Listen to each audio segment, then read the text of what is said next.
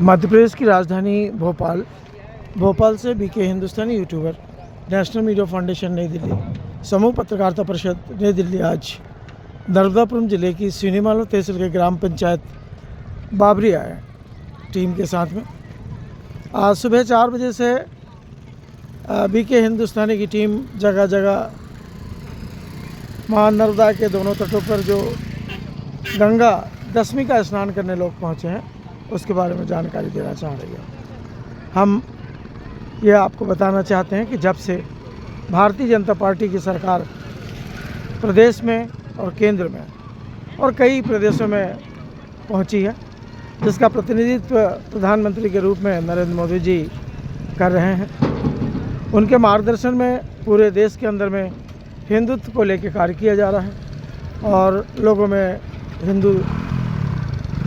हिंदुत्व को लेके बड़ी जागृति और उत्साह और उमंग है। और साथ में ही कुछ पार्टी के ही लोग मां नर्मदा का अवैध उत्खनन कर रहे हैं। यह दुख का विषय है।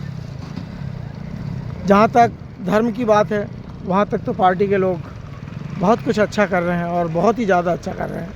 चाहे राम मंदिर का मामला हो, चाहे कृष्ण मंदिर का मामला हो, चाहे महाकाल का मामला हो, सभी जगह पार्टी के लोग बहुत ही अच्छा कार्य कर रहे हैं। पर दुख का विषय बार बार हमको ये बताना पड़ रहा है कि मां नर्मदा का जो अवैध उत्खनन चल रहा है उसके बारे में भी केंद्र सरकार और प्रदेश की सभी सरकारों को विचार करना चाहिए। विचार होता भी है, कार्रवाई भी होती है, पर कार्रवाई मात्र 3% से 5% के बीच में होती है। अरबों और खरबों रुपए का राजस्व माफिया के पास जा चुका है और नित्य प्रति माफियाओं का गढ़ शस्त्र और अस्त्र से भरता चले जा रहा है। इस समय रेत माफियाओं के पास में जो साधन है वे शायद सरकार के पास भी नहीं है। कलेक्टर की निकलने की सूचना, थानेदार की निकलने की सूचना, एसपी के निकलने की सूचना, मंत्री के निकलने की सूचना पहले अवैध उत्खनन के माफियाओं के पास पहुंचती है, उसके बाद में जिस जगह जा रहे वहाँ के मुखिया को पहुंचती है। मध्य प्रदेश सरकार और केंद्र सरकार से बार बार हमने निवेदन किया है कि यदि सरकार ने इन माफियाओं के ऊपर प्रतिबंध नहीं लगाया तो अभी तो मात्र ये माफिया पत्रकारों को, राजनीतिक लोगों को, आम जनता को, पंचायतों को के सचिवों को, कोटवारों को मार पीट रहे हैं और कमरे में बंद करके 4-4 दिन रख रहे हैं। पर आने वाले समय में कहीं ऐसा ना हो कि ये माफिया देश की लोकसभा और प्रदेशों की विधानसभा के ऊपर में भी अपना कब्जा कर लें। आंशिक रूप से तो आज भी कब्जा है, क्योंकि जहाँ जहाँ भी माफियाकरण का बोलबाला है वहाँ पर निश्चित तौर से कोई ना कोई सांसद और कोई ना कोई विधायकों का उनको आशीर्वाद प्राप्त है। इसीलिए मध्य प्रदेश सरकार और केंद्र सरकार से निवेदन है कि वे इस रेत माफियाओं के ऊपर में प्रतिबंध लगाए। यदि आज रेत माफियाओं के ऊपर में प्रतिबंध नहीं लगाया गया तो जिस प्रकार से पुलिस वालों की पिटाई हो रही है, तहसीलदार कलेक्टर की पिटाई हो रही है, आम जनताओं की पिटाई हो रही है, कहीं ऐसा ना हो कि विधानसभा और लोकसभा में यही माफिया लोग बंदूक और गोली लेकर घुस जाएं। मैं वरिष्ठ पत्रकार बीके हिंदुस्तानी आने वाली हर घटनाओं की जानकारी केंद्र सरकार और प्रदेश की सरकारों को देता आया हूं। जैसा कि हमने आपको बताया, एक पिछली बार माफिया के लोगों ने पुलिस के लोगों को इतना मारा, उनकी गाड़ियों को तोड़ मड़ोड़ दिया।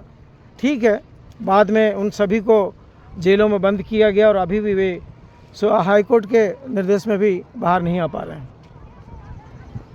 बात मारपीट की नहीं है, बात यह है कि कानून को जो लोग हाथ में ले रहे हैं उनको इस प्रकार का दंड मिलना चाहिए कि वे अगली कार्रवाई ना कर सकें। पर जैसा कि क्षेत्र में वो पैसे बांट रहे हैं, उसी प्रकार बड़े बड़े वकीलों को लगाकर और बड़े बड़े पॉइंटों को झूठे पेश करवा के रेत माफिया लोग बचकर बाहर आ जाते हैं। आज गंगा दशमी का पर्व है, बड़े आनंद से लोग ग्राम पंचायत बाबरी के गऊ घाट पर स्नान कर रहे हैं। जहाँ पर ये लोग स्नान कर रहे हैं वो माँ नर्मदा का गऊ घाट है। ऐसा बताते हैं बुजुर्ग लोग कि जब माँ नर्मदा में गऊएँ चर के आती थी 1 लाख 2 लाख 2.5 लाख, उस समय पूरा माहौल जो है बड़ा आनंदमय रहता था। अब तो मात्र एक घर में एक ही गाय हैं, पर उस समय एक घर में 10-10 12-12 गायें हुआ करती थी, 8-8 9-9 भैंसें हुआ करती थी और 6-6 7-7 बच्चे भी हुआ करते थे। पर धीरे धीरे इंदिरा गांधी की राजनीति ने हिंदुस्तान के लोगों में एक जागृति लाई कि दो हम और हमारे दो, और आज ये स्थिति आ गई है कि हिंदुस्तान में महिलाओं की संख्या कम हो गई है और पुरुषों की संख्या बढ़ गई है, जिसमें से 70 लड़कों का ब्याह हो जाता है और 30 लड़के जो है विदेश जाकर शादी करते हैं, अमेरिका, ऑस्ट्रेलिया और जापान की लड़कियों से। इसीलिए अभी भी हम आपको हिंदुस्तान की स्थिति के बारे में कह रहे हैं कि यदि देश को आगे बढ़ाना है तो हर घर में 4 लड़के और 4 लड़कियां होना चाहिए। ये मेरा अपना मत है। जिस प्रकार की अन्य समाजों में हमने देखा है कि जिस घर में भी जाओ 4 बीबियां, 18 बच्चे और पता नहीं क्या क्या रहता है, पर हिंदुओं में ऐसा क्या इंदिरा गांधी ने छोड़ गई कि अभी भी वे एक लड़का और एक लड़की के ऊपर ही आधारित है।